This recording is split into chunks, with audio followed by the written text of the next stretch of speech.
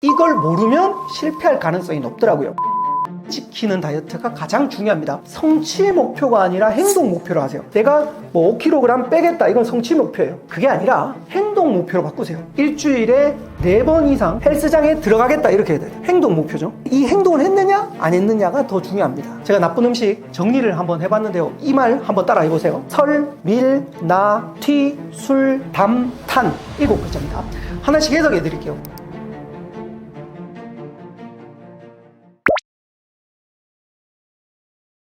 저도 실패 정말 많이 해봤는데요. 다이어트에 실패하는 이유를 찾아보니까 4가지 정도로 찾았는데, 첫 번째는 환경이 가장 큰 문제라고 저는 생각을 합니다. 왜냐하면 주변에 우리의 음식들, 그리고 주변의 환경들을 찾아보니까 정말 문제들이 많았습니다. 첫 번째는 정제 탄수화물, 다른 말로 정제, 즉 곱게 갈았다는 뜻입니다. 흔히들 말하는 밀가루, 쌀가루, 그 다음에 옥수수도 갈아가지고 이런 과자류들, 이런 것들이 정제 탄수화물인데 갈아서 만든 것이 정말 많습니다. 그 다음을 뽑자면 초가공식품들이 많아요. 마찬가지 정제 탄수화물을 초가공식품으로 만들어요. 예를 들어 당근이 있는데, 당근을 주스로 갈아 먹으면 가공식품이에요. 근데 당근 케이크로 만들면 초가공식품입니다. 즉 원래 원재료에서 엄청나게 바꿔버리는 게 바로 초가공식품이에요. 그런데 우리 주변의 음식들을 잘 찾아봐요. 초가공식품이 거의 80% 이상을 차지합니다. 그래서 옛날 사람들은 뚱뚱한 사람들이 많이 없었는데, 요즘 사람들이 뚱뚱한 사람들이 많은 이유가 바로 이 2가지가 많기 때문이고, 그리고 주변에 간식들이 너무 많아요. 두 번째는 식습관이에요. 사람은 과거에 했던 행동을 계속 하려는 관성이 있습니다. 이걸 습관이라 그러죠. 특히 먹는 습관. 과거에 저도 예전에 뚱뚱했는데 제가 라면을 진짜 좋아했거든요. 면이죠. 정제 탄수화물의 초가공식품이죠. 게다가 튀겼죠. 이런 것들을 먹는 습관이 있으니까 라면을 그때 당시에는 하루에 한 개 안 먹으면 안 됐어요. 제가 습관 중에 이거 먹지 마라, 이런 이야기 하거든요. 그러면 사람들 댓글이 제일 많은 게 뭐예요? 먹을 게 하나도 없다. 저도 마찬가지로 그렇게 생각했던 사람 중에 한 명입니다. 근데 지금은 먹을 게 생각보다 많아요. 그래서 식습관이고요. 두 번째는 운동 습관입니다. 예를 들어 우리 자동차 타고 다니는 습관 있잖아요. 버스를 타게 되면 많이 안 걷잖아요. 그 다음에 엘리베이터 있잖아요. 이런 것들이 주변에 운동을 안 하게 만드는 습관 중에 하나예요. 또 하나는 뭐냐면 의자 있죠. 의자 중독이라는 게 있습니다. 의자에 너무 많이 앉아있으면 혈액순환이 안 될 뿐만 아니라 살이 찌는 체질로 갈 확률이 높습니다. 이런 환경들이 바로 우리의 운동 습관을 바꿔버렸죠. 세 번째는 만성 스트레스입니다. 만성, 즉 누구나 스트레스는 맞습니다. 그렇지만 만성이라는 뜻은 뭐냐면 시도 때도 없이 계속 스트레스를 받는다는 거예요. 예를 들어 출근할 때 스트레스, 다음에 회사 와서 스트레스, 회사 끝나고 야근 스트레스, 내일 아침에 일어나야 되는 스트레스, 자면서도 스트레스, 계속 이 스트레스가 지속됩니다. 이 스트레스 지속이 계속되기 시작하면 우리가 먹는 것을 억제하지 못하고 많이 먹거나, 아니면 스트레스 지수가 높으면 살이 찌는 체질로 갈 확률이 높다라는 연구도 많습니다. 그래서 이 만성 스트레스 또한 문제고요. 앞에 있었던 이 3가지가 되게 되면 어떻게 되냐면 인슐린이라는 게 나옵니다. 인슐린 저항성이 걸리면서 살찌는 체질로 가고요. 또 렙틴이라고 있습니다. 이게 포만감 호르몬이라고 있는데, 얘가 있는데 이 2가지가 처음에는 적응을 잘 해요. 그런데 저항성이 생깁니다. 즉 단 걸 처음에 조금만 먹었을 때는 달다 하고 빨리 느끼는데, 단 걸 맨날 먹으면 이게 하나도 달게 느껴지지 않는 것처럼, 저항성이 느껴지는 것처럼, 우리가 이런 가공식품, 운동 안 하고 만성 스트레스를 계속 받다 보면 인슐린 저항성과 렙틴 저항성이 생기면서 살찌는 체질이 됩니다. 그래서 저는 살이 많이 쪘었습니다. 다이어트 순서가 있는 걸 저도 몰랐어요. 그냥 많이들 이렇게 생각하죠. 적게 먹으면 살이 빠질 거다. 그 다음 운동 많이 하면 살이 빠질 거다. 저 또한 그렇게 생각을 했어요. 그래서 실패를 많이 했는데, 다이어트에 대해서 이제 공부를 하다 보니까 살찌는 원리와 살 빠지는 원리를 알면, 즉 이 순서를 알면 다이어트에 성공을 대부분 하고요. 이걸 모르면 실패할 가능성이 높더라고요. 많은 유행하는 다이어트를 찾아보니까 500가지 이상이다, 1000가지 이상이다라는 그런 이야기들이 많았습니다. 그만큼 다이어트는 엄청 많은데 원칙을 지키는 다이어트가 가장 중요합니다. 그러면 일단 살이 찌는 원리부터 말씀드릴게요. 살이 찌려면 우리가 음식을 먹었다고 가정합시다. 음식을 먹으면 이 음식이 탄수화물이 포도당으로 형성이 됩니다. 과정이 조금 복잡한데 그 과정을 좀 생략할게요. 포도당이 되면 우리 피 속에 떠다니게 되죠. 이걸 혈당이라고 표현을 합니다. 그러면 문제 하나 드릴게요. 탄수화물이 아닌 음식 4가지가 있습니다. 첫 번째 면, 두 번째 떡, 세 번째 빵, 네 번째 아몬드. 이 4가지 중에 탄수화물이 아닌 음식은 무엇일까요? 네, 대부분 4번 아몬드를 고르셨을 겁니다. 그런데 대부분의 음식은 탄수화물로만 존재하지 않습니다. 아몬드의 구성 성분을 살펴보니까 물론 불포화 지방산이 많아요. 한 50% 정도 있고요. 그 다음에 단백질이 25% 정도고, 그리고 탄수화물도 25%가 있어요. 즉, 이 4가지 음식 모두 다 탄수화물이 있습니다. 다른 말로 아몬드를 먹어도 포도당이 생성이 된다. 자, 요걸 아셔야 돼요. 자, 포도당이 제가 됐다 그랬죠? 이 포도당이 되고 나면 췌장에서 인슐린이라는 게 분비가 됩니다. 인슐린이 호르몬 이런 이야기를 최소화시켰는 이유 중에 하나는 좀 어려워하시니까 제가 최소화시켰고요. 인슐린이라는 녀석이 다이어트에 엄청나게 핵심적인 역할을 하기 때문에 제가 말씀드리는 겁니다. 인슐린이 분비가 되면 피 속에 포도당을 만나서 에너지원으로 바꿉니다. 에너지원을 바꾸는데, 물론 우리가 신체가 운동을 많이 하거나 운동선수는 많이 먹어도 살이 안 쪄요. 왜? 에너지를 그대로 포도당이 흡수한 상태로 에너지를 써버리기 때문에 살이 안 쪄요. 그렇지만 이제 피 속에 이 포도당이 많잖아요. 에너지가 이제 바꿨잖아요. 근데 에너지를 안 쓰면 우리 몸에서 이 에너지를 버릴까요? 저금할까요? 다르게 표현할게요. 여러분, 돈이 생겼어요. 에너지죠, 우리에게. 이 돈을 여러분들 버리시겠습니까? 다 쓰고 남았어요. 버리시겠습니까? 저금하시겠습니까? 저금하죠. 우리 몸도 마찬가지입니다. 에너지는 곧 돈입니다. 그렇기 때문에 저장을 합니다. 간에다가 저장을 합니다. 간에다가 저장하기도 하고, 그래서 나중에는 지방으로 점점 바뀌다 보면 우리가 지방간이라고 들어보셨죠? 저도 한때 지방간이었습니다. 지방간이 생기고요. 그 다음 저장하다 보면 점점 아래로 내려와서 내장지방으로 끼고, 내장지방도 차다 보면 나머지 부위에도 서서히 얼굴 등등 이런 데도 서서히 생기면서 결국은 살이 찝니다. 이게 살찌는 원리예요. 반대로 갑시다. 살은 어떻게 하면 빠질까요? 제가 방금 뭐라 그랬죠? 피 속에 포도당이 핵심이고 인슐린이 핵심이라 그랬죠. 피 속에 뭐가 없어야 된다? 포도당이 없어야 된다. 즉 에너지가 없어야지. 여러분, 언제 돈 찾아요? 내 주머니에 돈이 없을 때 은행 가서 돈 찾잖아요. 내 주머니에 돈이 많은데 은행 가서 돈 안 찾잖아요. 그래서 피 속에 포도당이 없을 때 인슐린 수치가 떨어지면서 이제 에너지원이 없잖아요. 그래서 이제 에너지를 쓰려고 하는데, 우리 몸 안에는 저금, 다른 말로 지방이 있어요. 물론 간에 있는 글리코겐이라는 걸 먼저 씁니다. 이거 쓰고 났는데도 불구하고 없다. 피 속에 지금 아직 포도당이 없어야 돼요. 글리코겐 다 썼어요. 그리고 나면 물론 근육에도 조금 에너지원을 당겨오는 경우도 있습니다. 그렇지만 이제 다음 지방을 가지고 옵니다. 이때 지방이 분해됩니다. 그래서 지방이 분해되면서 호흡으로 나오기도 하고 물로 바뀌기도 하면서 이제 지방을 태우는데요. 자, 그러면 어떻게 하면 살이 빠진다? 피 속에 포도당이 없는 시간이 일정 시간 이상이어야 한다. 그래서 저는 이렇게 표현합니다. 우리가 살찌는 이유는 많이 먹어서도 있지만 자주 먹어서다. 다른 말로 피 속에 포도당을 계속 집어넣는데 언제 지방을 씁니까? 그래서 자주 드시면 안 돼요. 자주 드시면 안 돼요. 배고프다고 자주 섭취를 하시면 안 돼요. 그러면 아무리 내가 운동을 해도 포도당에 에너지가 있기 때문에 살이 빠지지 않아요. 그래서 이 원리를 아셔야 되고, 제가 이제 말씀드릴 거는 뭐냐면, 첫 번째는 식단, 어떤 거 먹어야 될지 이야기할 거고요. 그 다음에 간헐적 단식이라고 그러죠. 이 피 속의 포도당을 당분간 없애야 돼요. 그래야 지방이 사라지니까. 그 다음 세 번째는 잠 등등에 대한 이야기를 이어가겠습니다.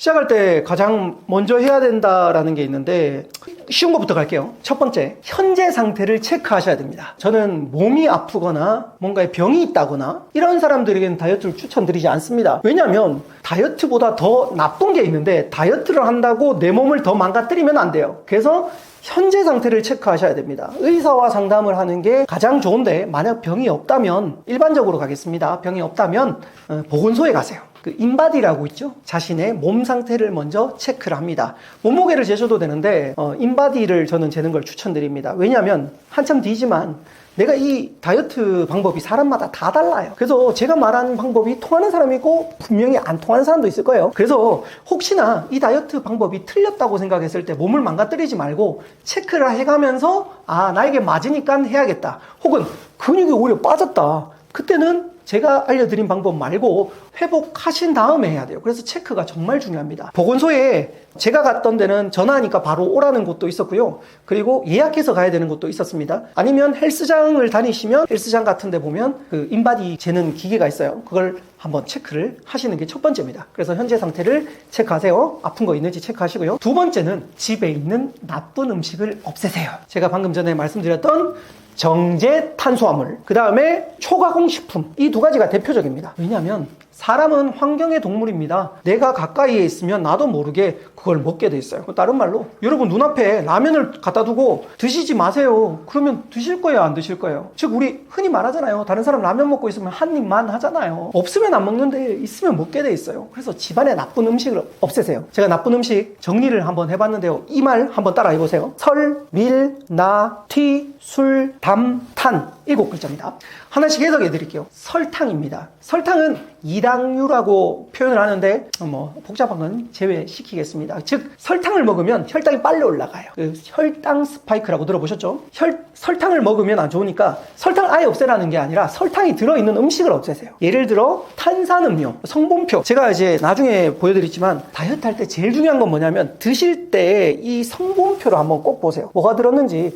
즉 당이 몇 프로고 나트륨이 몇 프로고 지방이 몇 프로고 트랜스 지방이 몇 프로고 불포화 지방이 몇 프로고 이런 게 다 적혀 있어요. 이걸 반드시 보시고 먹는 습관을 가지면 다이어트에 엄청난 도움이 되거든요. 그래서 그걸 보시고 즉 당류가 많다 그런 음식들을 최대한 멀리하세요.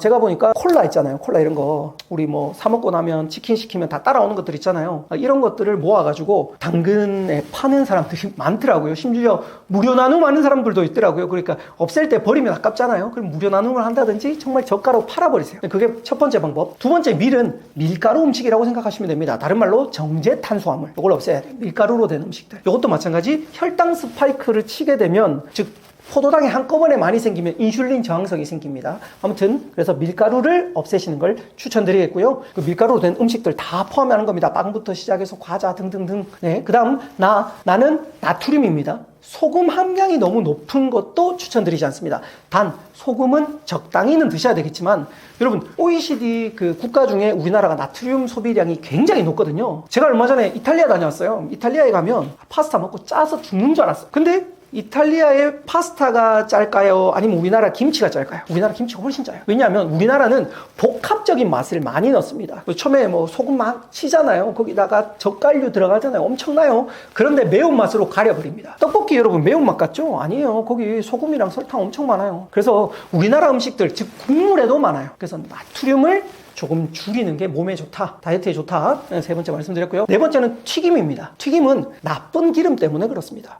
나쁜 기름에 심지어는 여러 번 튀긴 거 안 좋습니다. 그래서 밖에 나가서 사 먹는 음식 중에 튀김을 보통 한 번 쓰지 않잖아요.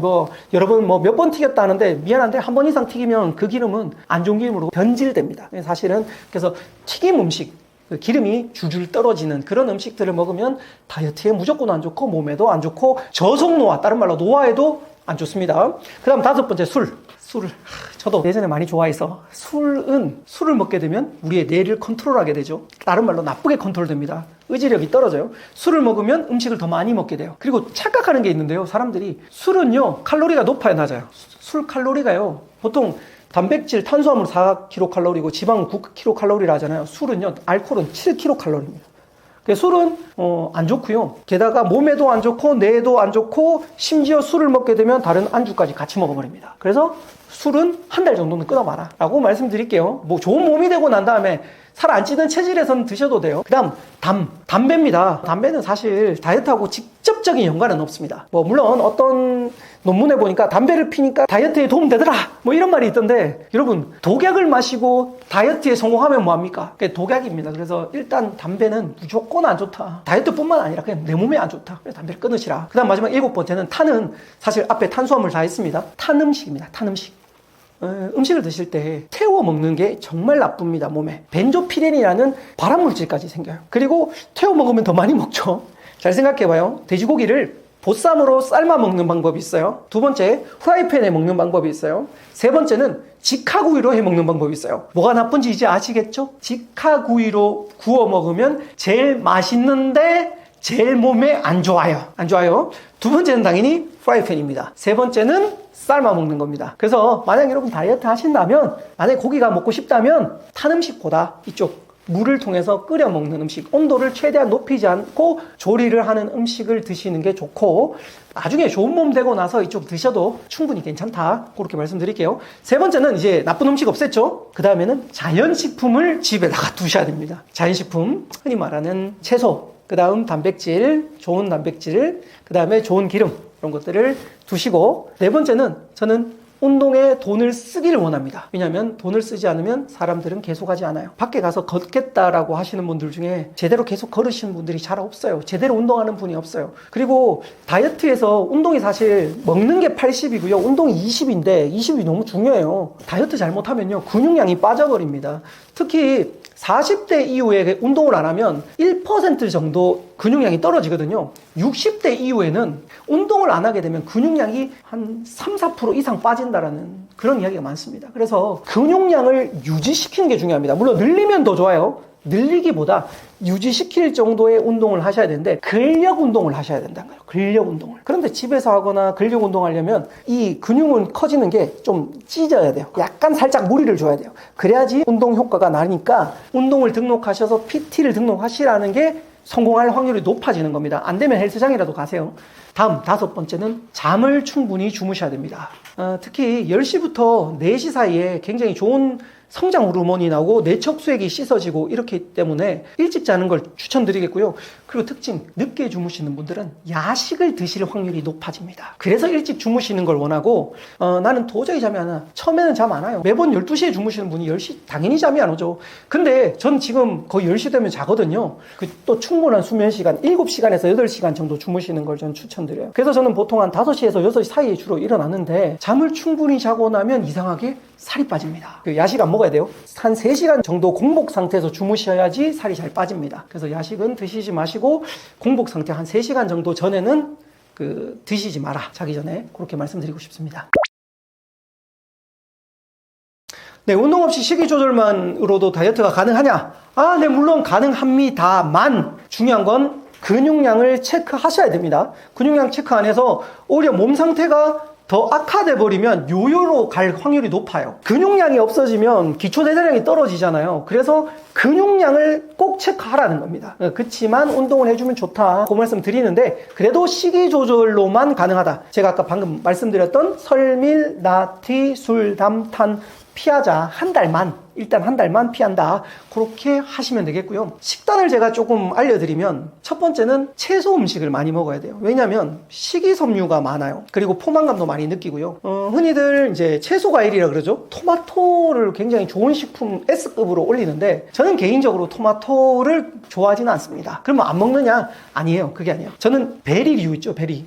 블루베리라든지 라즈베리라든지 이런 베리류를 생각보다 좋아해요. 요거 드셔도 돼요. 그 다음에 십자화과 채소들이 있는데, 저는 브로콜리를 먹어보니까 옛날에 되게 싫어했거든요. 근데 이번 다이어트를 하면서 브로콜리를 먹었는데 그렇게 막 거부감이 안 들더라고요. 특별한 맛이 없잖아요. 그냥 오독오독한 식감이 있어가지고 저는 브로콜리를 굉장히 많이 먹습니다. 그 다음에 양배추를 제가 이제 슬라이스 쳐서, 물론 당을 곁들인 그런 소스는 먹으면 안 됩니다. 양배추를 제가 많이 먹고요. 그 다음에 버섯. 버섯 제가 식감 있는 걸 되게 좋아하나 봐요. 물렁물렁한 것보다 저는 아삭아삭한 걸 좀 좋아하는 것 같아요. 그래서 저는 토마토를 별로 안 좋아합니다. 아무튼 토마토 좋아하시는 분 드셔도 돼요. 그래서 포인트는 이거예요. 채소 중에 대부분 채소는 다 좋아요. 자연식품으로 드셔야 됩니다. 사람마다. 저는 향 나는 걸 별로 안 좋아해요. 예를 들면 깻잎 이런 거 잘 싫어하는데, 포인트를 찾으세요. 정말 야채, 채소를 보면 많아요. 하나씩 먹어보세요. 먹어보고 먹을 만하다라는 게 있어요. 그러면 그걸 자기 식단에 포함시키고요. 그 다음 또 하나는 뭐냐면 드레싱을 곁들이는 거예요. 물론 여기서 포인트, 드레싱에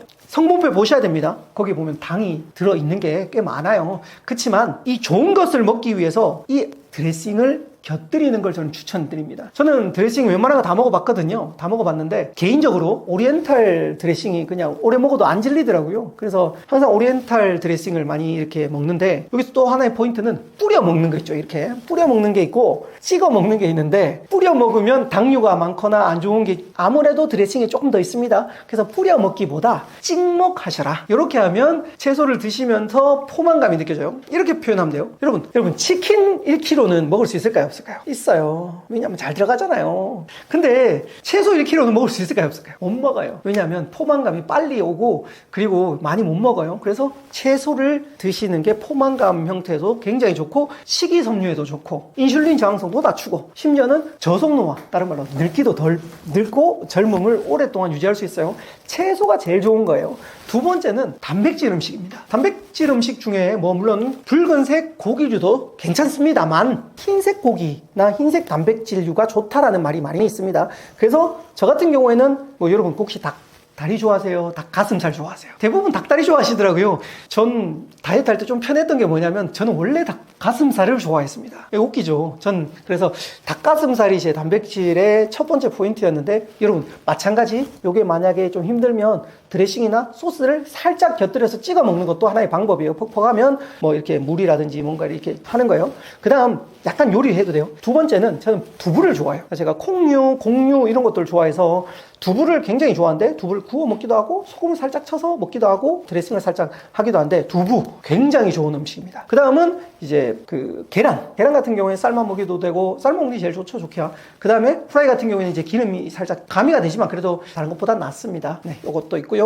쪄먹는 것도 하나의 방법이고요. 생선 같은 경우에도 좋습니다. 생선은 단백질도 좋지만 뭐 오메가3라든지 연어, 뭐 고등어 이런 것들이 있죠. 이거 되게 좋고 제가 이제 단백질에 굉장히 좋아하는 건 뭐냐면 그릭 요거트라고 있습니다. 그릭 요거트 들어보셨나요? 뭐 그리스에서 뭐 해가지고 했는데 그건 모르겠고요. 저는 그릭 요거트에 제가 좋아하는 견과류를 엄청 뿌립니다. 엄청 뿌려가지고 견과류랑 그릭 요거트를 배고플 때 배 부를 때까지 먹어요. 근데 그릭 요거트 싸게 먹는 방법 알려드리겠습니다. 저도 처음에 그릭 요거트를 그 마트 같은 데 사서 갔는데요. 조그만 통에 되게 비싸요.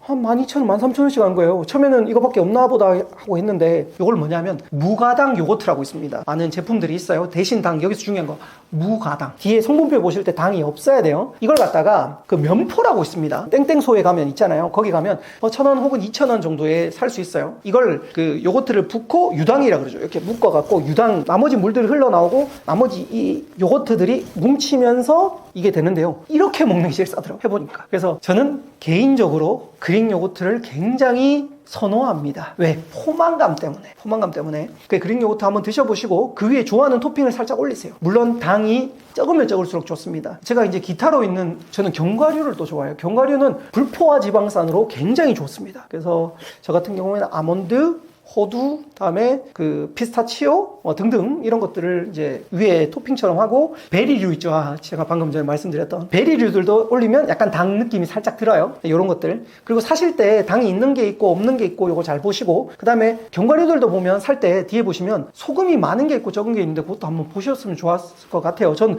아무것도 그냥 다 좋겠지 하고 먹었는데 너무 짜더라고요. 그런 경우에 이제 그것도 확인하시면 좋겠고요. 그 다음 잡곡입니다. 탄수화물 드셔야 됩니다. 드시지 말라는 게 아니고 정제 탄수화물과 밀가루를 피하라는 거죠. 설탕도 피해야 되고. 근데 잡곡류 중에 현미 물론 좋아요. 저는 먹어보니까 이것도 마찬가지. 자기한테 맞는 탄수화물들을 잡곡을 선택하세요. 저는 귀리도 맛있고요. 제가 잡곡류랑 그 견과류를 제가 개인적으로 좋아해서 그런 것 같습니다. 그래서 해보니까 드시고 입맛에 괜찮은 걸 선택하셔서 이걸 하시지 무조건 현미 먹어야 된다, 뭐 렌틸콩, 귀리 먹어야 된다 이거 아닙니다. 자기 입맛에 맞는 걸 선택을 잘 하셔야 오래 갈 수 있어요. 다이어트의 핵심은 지속 가능성이에요. 그거 꼭 명심해야 되고 또 하나는 뭐냐면 단백질 쉐이크를 활용하시는 것도 저는 했습니다. 단백질 쉐이크 이것도 제가 이제 찾아보니까 찬반이 조금 나뉘더라고요. 단백질 쉐이크 안 좋다, 가공했으니까 안 좋다, 그래도 괜찮다 뭐 이런 파들이 나뉘는데 저는 초반에는 만약에 이제 밖에 나가서 먹기 힘들고 뭐 찾아 먹기 힘들고 이런 분들은 저는 그래도 단백질 쉐이크가 차라리 낫습니다. 단백질 쉐이크에 보면 맛도 여러 가지 있거든요. 그것도 마찬가지 기호에 따라서 맛 한번 보세요. 그리고 휴대하기가 되게 편해요. 이렇게 파우치형이 있어가지고 물만 태워서 이렇게 흔들어 먹는 게 있는데 이것도 보실 때 마찬가지 첨가물 뒤에 항상 보세요. 뭐가 많이 들었는지, 당이 많이 들었는지, 뭐 어떤 성분표를 항상 보시고 선택하는 거. 두 번째는 내 입맛과 맞는 게 있다면 그걸 활용하는 거는 좋습니다. 다만 계속 활용하기보다 자연식품으로 가시는 걸 추천드립니다. 그래야 오래 할 수 있어요. 이건 보조식품이라고 생각하십시오. 그리고 또 하나는 뭐냐면 그 성분표에 보시면 유청 단백이 있고 다음에 대두 단백이라는 게 있어요. 요 두 가지가 있는데 그래도 유청 단백, 우유에서 그 유청, 아까 전에 제가 그린 요거트 할 때 유청 나온다 그랬잖아요. 거기서 분리시킨 단백질이 조금 더 비싸고 조금 더 괜찮다라는 이야기가 있기 때문에 성분표에 보시면 순서가 많이 들어있는 순서가 있거든요. 그래서 유청 단백이 많은 것을 선택하시고, 그 다음 연세가 많으신 분들이 다이어트 하는 건 저는 엄청 추천드리진 않아요. 왜냐하면 그분들은 근육량이 빠져버리기 때문에. 그런데 그래서 단백질 음식을 자연식품으로 드시는 걸 굉장히 추천드립니다. 특히 60대 이후. 두 번째, 60대 이후나 70대 이후에 그 쌀밥 제가 언급 안 했죠. 그분들은 쌀밥을 오히려 드셔야 됩니다. 그분들은 오히려 쌀밥을 드셔야 돼요. 왜? 에너지를 쓰셔야 되고, 그리고 몸을 유지시켜야 되기 때문에 쌀밥 형식을 드시는 것도 괜찮아요. 물론 잡곡 드시고 쌀밥 드시고 이렇게 번갈아 드시는 게 가장 좋습니다. 그래서 요 세 가지를 제가 전체적으로 채소, 단백질, 기타 정도, 뭐 견과류, 단백질 쉐이크 등등 말씀을 드렸어요. 여기서 한 개만 더. 과일 이야기가 제가 빠졌죠. 이거 여러분, 과일은 다이어트에 좋을까요? 안 좋을까요? 대부분 좋다고 합니다. 그렇지만 여기서 포인트는 또 그겁니다. 과일을 다른 말로 뭐라 그럽니까? 과당. 즉 요즘 나오는 과일은 당도를 높이기 위해서, 물론 설탕을 친다 뭐 이런 그 괴소문이 있는데 그건 아니고, 그래도 뭐 그런 것들 계량종을 계속 하잖아요. 그렇게 하다 보니까 당류가 높아요. 그래서 과일을 많이 드시면 살이 찝니다. 실제로 그런 경우가 많았어요. 나는 과일만 먹는데 왜 이렇게 살이 쪄요? 라고 하는데요.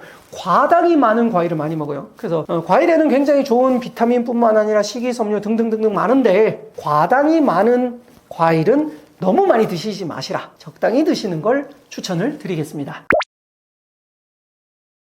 다이어트에 멘탈 관리법이 있는데, 이 멘탈을 잘 잡아야 오래 할 수 있어요. 첫 번째는 제가 오늘 드렸던 이 다이어트 공부를 여러분들에게 맞게끔 아세요. 즉 지식이 늘어나면 생각이 바뀌고 행동이 바뀌잖아요. 그래서 다이어트에 대해서 책도 좋고요. 도서관에 가서 빌리세요. 그런 거 공부하시고요. 뭐 유튜브도 좋습니다. 그 다음 두 번째는 몸무게를 매일 재는 게 좋은데 숫자에 너무 일희일비하지 말자. 오늘 빠졌으니까 막 이렇게 포기해야 되겠다 이렇게 생각하지 마세요. 뭐 흔히 말하는 성장 그래프는 항상 이렇게 올라갑니다. 이렇게 올라가요. 한 방에 쭉 하고 이렇게 안 올라갑니다. 항상 떨어졌다가 올라가고 떨어졌다가 올라가고 이렇게 갑니다. 그래서 숫자에 너무 일희일비하지 말자. 세 번째는 멘탈은요, 나갑니다. 그게 정상이에요. 그래서 혼자 하지 마세요. 저 같은 경우에는 PT 선생님 계시죠? 저희 와이프도 같이 했어요. 그래서 주변에 가족들하고 같이 하면 제일 좋고요.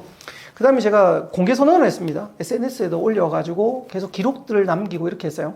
네 번째는 성취 목표가 아니라 행동 목표로 하세요. 이건 무슨 말이냐면, 성취 목표, 내가 뭐 5kg 빼겠다, 이건 성취 목표예요. 그게 아니라 행동 목표로 바꾸세요. 일주일에 4번 이상 혹은 3번 이상 헬스장에 들어가겠다, 이렇게 해야 돼요. 행동 목표죠. 들어가면 성공이에요. 몸무게 올라가도 돼요. 근데 이 행동을 했느냐 안 했느냐가 더 중요합니다. 그래서 다이어트 하실 때 멘탈 안 터지는 방법은 행동 목표에 집중하세요. 그냥 기록했다, 들어갔다, 이렇게 생각하시고 행동 목표에 하시고요. 마지막 다섯 번째는 피하지 말고 즐기세요. 전 요즘 너무 재밌어요. 다이어트가 재밌어요. 전 세상에 다이어트가 제일 싫었던 사람 중에 한 명인데 너무 재밌어요. 그래서 내 몸이 살이 빠지네, 어떻게 빠지지 하고 스스로 막 하다 보니까 즐기게 되더라고요. 그래서 이 5가지를 통해서 멘탈을 유지시키고 계속 한번 해보세요.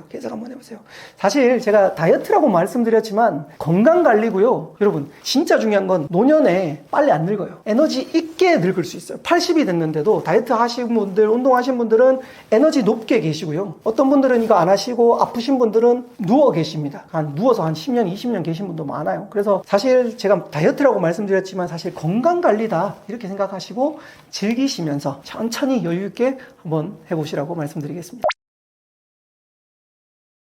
자존감 낮은 사람들이 쓰는 말투들이 좀 다양한데요. 일단 저는 자존감이 굉장히 낮았던 사람 중에 한 명이고, 그 이야기를 하기 전에 자존감이라는 어원을 알면 이 이야기를 왜 하는지 알 수 있습니다. 자존감이라는 게 원래 자아, 존중감 5글자를 자존감이라고 부르는데 중간에 글자를 빼서 자존감이라 이야기합니다. 말 그대로 자신을 존중하는 감정을 자존감이라고 이야기하는데, 자존감 낮은 사람들의 특징은 자신을 존중하지 않는 표현을 많이 씁니다. 가령 못을 많이 씁니다. 못해, 난 이거 못해, 저거 못해, 못자를 많이 쓰고요. 그 다음에 못생겨서, 스스로가 스스로를 못생겼다고 생각합니다. 심지어는 외모가 예쁘거나 잘생기거나 했는데도 불구하고 자존감이 낮은 사람도 스스로 못생겼다고 생각을 많이 하더라고요. 그리고 못 살겠다라는 이야기를 굉장히 많이 합니다. 제가 많이 썼던 말인데, 이 못을 가슴에다가 박지 말고 못을 벽에다가 박아야 됩니다. 그래서 이런 말투를 많이 쓰고요. 그 다음에 핑계를 많이 씁니다. 나중에, 다음에, 시간이 없어서, 준비가 되면, 나는 원래 그래. 저 같은 경우에도 살을 많이 뺄 때, 전 원래 옛날부터 뚱뚱했거든요. 그래서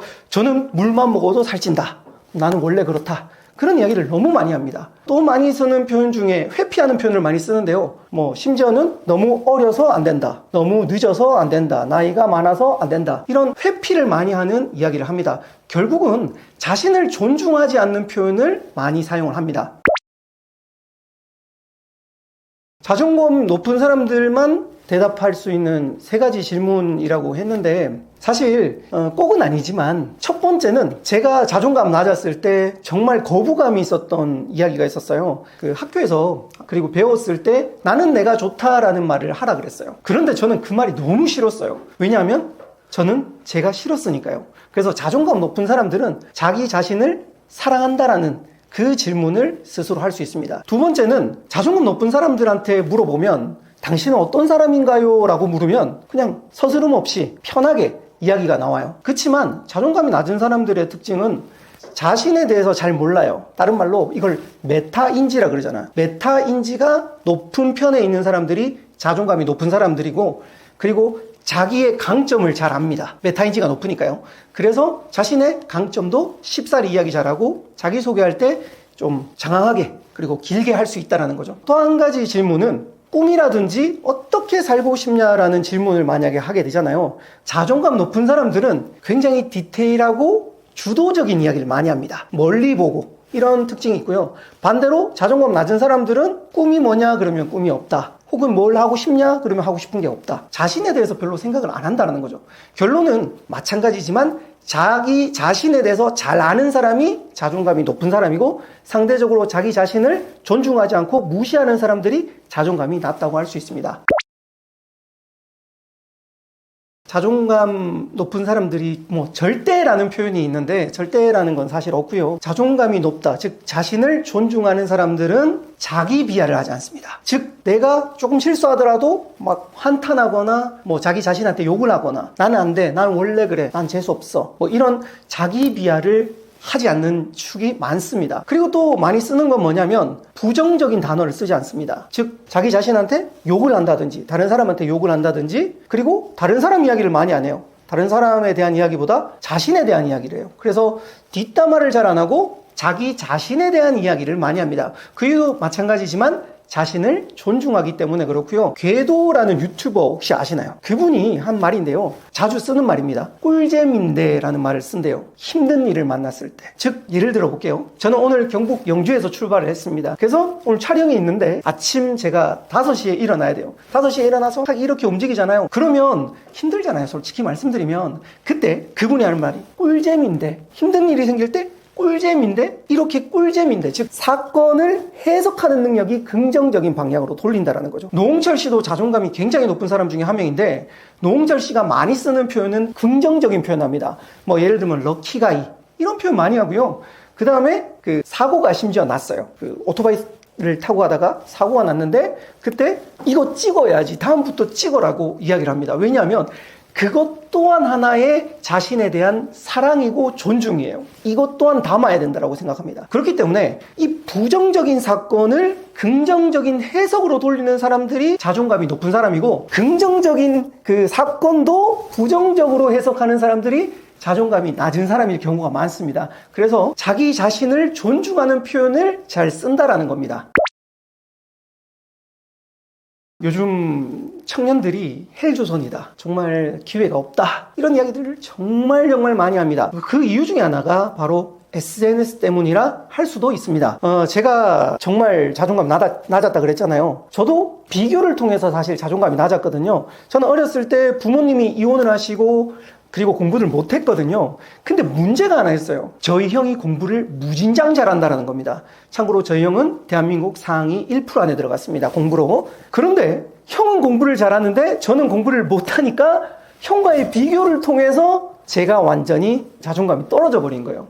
제가 비교에 대한 이행시가 있는데 그 이행시 하나 한번 해볼까요? 비참해지거나 교만해지거나. 이 비교를 하게 되면 일단 나보다 위에 있는, 즉 나보다 잘난 사람들과 비교를 하면 비참해집니다. 반대로 내가 또 잘 나갈 때가 있습니다. 사람 누구나 잘 나갈 때가 있죠. 저도 종종 잘 나갈 때가 있었습니다. 그런데 제가 또 잘 나간다고 해서 밑에 있는 사람들하고 또 비교를 하니까 교만해지더라고요.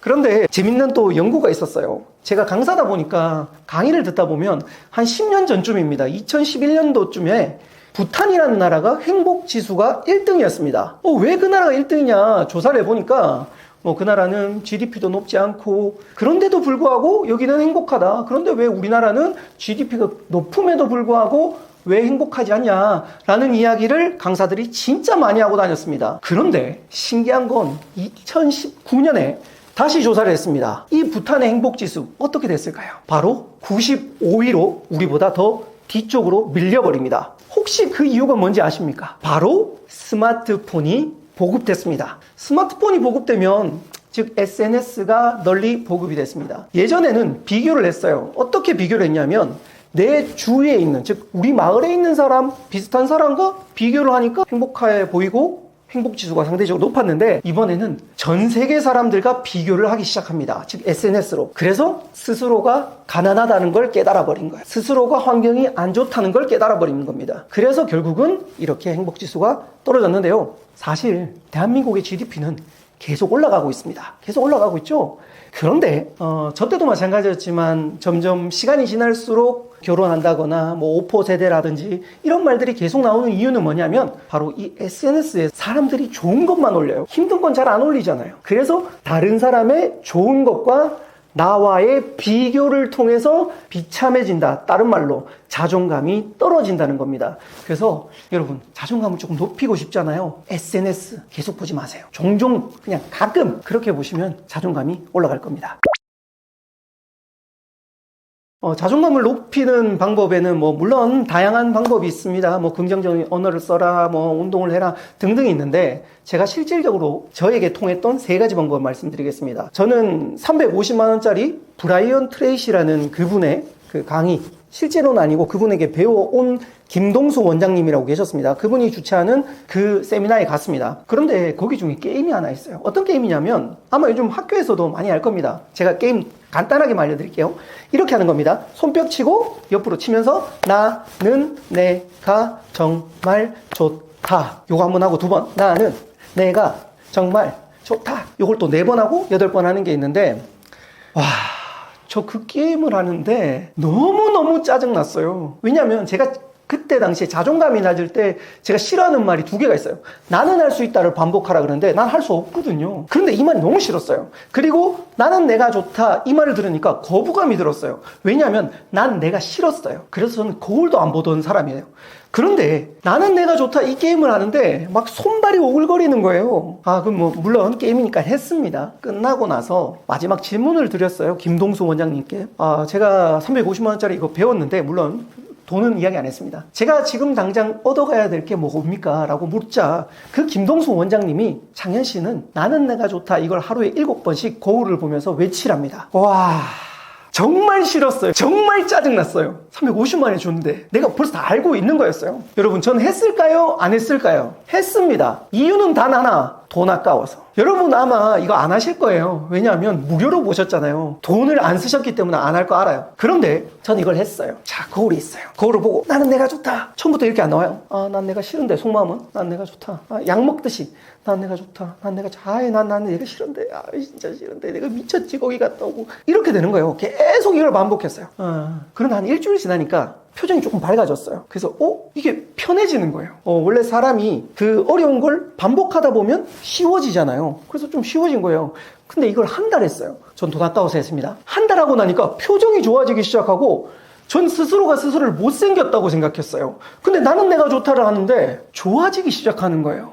난 내가 못생기게 아니고 난 내가 웃기다라는 그렇게 해석이 다르게 되는 거예요. 즉 저는 안경만 벗어도 웃는다 이렇게 바뀐 거예요. 한참 뒤입니다. 그렇게 저는 제가 좋아지기 시작하더라고요. 이거 원리를 알았습니다. 이건 뭐냐면 확언이라는 말 많이 들어보셨죠? 말을 반복하다 보면 그 무의식 안에 들어간다라는 게 있는데 즉 인지부조합니다. 인지부조. 즉 내 생각과 내 말 혹은 행동이 다르면 우리는 정신병에 걸린대요. 즉 저는 내가 좋다라고 말하면서 내 마음은 내가 싫어하면 이 둘 중에 하나가 동기화가 돼야 됩니다. 똑같아야 됩니다. 즉 나는 내가 싫어라고 말하는데 내 마음이 나도 싫어하면 편안해요. 그런데 나는 내가 좋다를 계속, 원래는 이쪽이 마음이 셌죠. 그런데 말을 계속 반복하다 보니까 서서히 동기화가 되면서 마음에서 내가 좋아진 거예요. 이거예요, 이거. 그래서 저는 350만 원을 주고 배웠지만 여러분들은 350만 원을 가져가시길 바라면서 나는 내가 좋다를 계속 하십시오. 저는 우리 아이에게도 이걸 맨날 하거든요. 머리 드라이 하면서 멋져 안 멋져? 너 좋아 안 좋아? 난 내가 좋다. 이거 게임을 맨날 하는데 정말 좋은 방법입니다. 두 번째는 이 자존감에는 자아 성취감이라는 게 연결되어 있어요. 즉 과거의 자신이 성취했던 것들이 있으면, 즉 근거 있는 자신감이 돼요. 원래는 자존감 처음부터 높은 사람들은 근거가 없어도 돼요. 그렇지만 저 같은 자존감 낮은 사람은 근거가 조금 필요하더라고요. 그래서 제가 뭘 했냐면, 저는 첫 번째로 책을 쓸 때, 저 처음부터 책 쓴다고 안 했어요. 글을 하나 쓰자. 글을 하나 쓰고 X 표시를 그었습니다. 그래서 한 개 쓰고 뭐 짧게 써도 돼요. 맨날 합니다. 그렇게 1년을 딱 하고 났는데 돌아보니까 내가 1년 동안 다 했네? 이런 자아 성취감이 느껴졌어요. 그래서 이걸 모으니까 한 권의 책이 나오더라고요. 한 권의 책이 딱 나오고 나니까 이것 봐라. 내가 책을 썼네. 서점에 갔는데 제 책이 있어요. 이런 느낌이에요. 아무도 몰라요. 나만 알았어요. 물론 안 팔렸어요. 근데 이게 너무 뿌듯한 거예요. 다음 책을 또 내고 싶은 거예요. 그래서 그 하나를 계속 적었어요. 지금까지 4,600개 정도를 계속 적었는데요. 한 10년 넘게 적었죠. 그렇게 쓰다 보니까 13권의 책을 써버린 거예요. 이게 13번째예요. 아무튼 그렇게 해서 제 작은 성취가 모여서 큰 성취가 되면서 자존감이 올라가거든요. 쉽게 말씀드리면 첫 번째는 운동을 그냥 매일 해라. 여기서 중요한 건 하루에 몇 시간씩 헬스장에 간다 이렇게 생각하지 마세요. 헬스장 입구에 들어가면 통과해요. 이렇게 가셔야 돼요. 작은 성취를 하셔야 돼요. 뭐 예를 들어 독서를 한다. 책 많이 읽지 마세요. 그냥 하루에 한 페이지 본다라는 그 성취감을 쌓아가는 겁니다. 그리고 여기서 포인트는 기록을 하셔야 돼요. 기록을. 즉 근거 있는 자신감이죠. 즉 과거의 근거들을 쌓아 나가다 보면 나중에는 그 근거가 없어도 자존감이 높으면 그게 필요가 없어요. 또 세 번째 방법은, 제가 자존감 높은 사람들, 즉 독서 모임에 나갑니다. 독서 모임에 나갔는데 여기에는 긍정적인 사람들이 많아요. 그전에는 제가 항상 게임하면 욕하잖아요. 서로 비방하고 욕하고 그거밖에 못하냐 이렇게 하는데, 저는 독서 모임에 가니까 긍정적인 사람들이 많아요. 그래서 이 긍정적인 사람들 사이에 가니까 긍정적인 언어를 하게 되고 긍정적인 생각을 하게 바뀌더라고요. 그래서 또 세 번째 방법은 바로 긍정적인 사람들이 많은 데 가세요. 그러면 자신도 모르게 그 사람들의 영향을 받아서 자존감이 올라갈 겁니다. 사실 높여야겠다라는 생각을 안 했죠. 자존감이 높은 사람들의 특징은 나 자존감 높아 이렇게 생각 안 해요. 그냥 자기가 하고 싶은 거 다양하게 합니다. 자존감 낮은 사람들이 나 자존감이 낮아 이렇게 생각을 많이 하죠. 근데 저는 사실 완전 바닥이었기 때문에 높여야겠다 생각도 한 번도 해본 적이 없어요. 그런데 방금 전에 말씀드렸던 세미나, 그리고 책, 그리고 이런 사람 사이에 들어가다 보니까 여기서 제가 주눅이 되게 들어있더라고요. 말도 못하고 제 표정이 굉장히 안 좋았어요. 예전 사진 찍은 거 보면 다 무표정이에요. 그걸 보면서 인식을 하기 시작합니다. 내가 안 좋구나. 스스로의 상태가 나쁘구나. 이걸 깨달으면서 사실 높여야겠다 이런 것보다 그냥 어느 날 갑자기 꿈이 생겼어요. 저는 무대에 올라가는 게 재밌는데 이거 해볼까? 이렇게 계속 하다 보니까 하나하나씩 성취를 해가면서 또 책을 읽어가면서 내가 과거에 자존감이 무척 낮았구나. 지금은 높여야지 이런 생각이 아니라 자존감이 높아졌구나를 깨달았지, 전 사실 그때 당시엔 자존감 그런 거 없었어요. 그냥 게임 열심히 하고 공부 안 하고 정말 취업 안 되고 그랬던 사람 중에 한 명이었기 때문에 자존감 높여야겠다는 생각은 해본 적은 없습니다. 제가 정말 인생을 바꾼 말 중에 하나가, 계속하는 힘은 평범함을 비범함으로 바꾼다, 이 말이 있어요. 전 진짜 평범도 아니에요. 전 진짜 바닥에 있었습니다. 부모님이 이혼하시고 진짜 저는 쓰레기라고 생각하고 맨날 게임하고 히키코모리처럼 살았습니다. 그런데 제가 이 말을 만나면서 진짜 작은 하나부터 시작합니다. 제가 오늘 말씀드렸던 많은 것들 중에 작은 하나를 하십시오. 제가 여기 책도 있고 유튜브도 있고 많지만 진짜 중요한 건 이 책이 탄생하게 된 계기는 뭐냐면, 한 개의 글을 썼습니다. 한 개의 글이 계속 모여서 한 권의 책이 됐어요. 원래 말만 하던 사람인데 이 한 개의 글 쓴 게 인생을 바꿨어요. 근데 문제는 계속 해야 돼요. 한 개 글 쓴다고 바뀌는 게 아니라 이걸 계속 했더니 13권의 책을 쓴 작가가 됩니다. 이게 바로 포인트였어요. 저 유튜브 2019년에 시작했습니다. 물론 정확하게는 2017년에 시작했는데 유튜브 채널이 한번 사라졌어요. 진짜 멘붕이었죠. 그래도 저는 이 말을 믿었어요. 계속 해야겠다. 그래서 일주일에 그때 당시에는 롱폼이라 그러죠. 그걸 한 개씩 올렸습니다. 올렸는데 정말 안 되는 거예요. 조회수가 정말 안 나오는 거예요. 그래도 일주일에 한 개 이상은 올리자 해서 한 평균 2개 정도 올렸습니다. 그냥 보던지 말던지 하고 올렸어요. 제가 오늘 아침에 보니까 900개가 넘었더라고요. 그리고 2022년, 2023년부터는 제가 쇼폼을 하루에 거의 매일 올렸어요. 계속 올렸습니다. 계속 올렸는데 감사하게 저도 여기 뒤에 보이시는 실버 버튼을 받았습니다. 드림코치라는 유튜브 채널인데요. 여기에 제가 실버 버튼을 받았고 그리고 이 실버 버튼을 받고 나니까 감사하게 또 오늘 초빙을 받았습니다. 이렇게 계속 하다 보니까 정말 바닥에 있던 평범했던 제가 서서히 비범에 가까워지지 않나? 물론 아직 비범해지려면 더 해야 될 것 같습니다. 그렇게 비범함에 가까워지는데 여러분들도 오늘 보신 거 있죠? 뭔지는 모르겠어요. 그 작은 하나를 시작하십시오. 그리고 계속 하십시오. 그러다 보면 평범했던 여러분들이 비범해질 겁니다. 그래서 저도 나중에 비범해지도록 노력하겠습니다. 그래서 서로 비범한 상태로 만나서 정상에서 만나면 좋을 것 같습니다.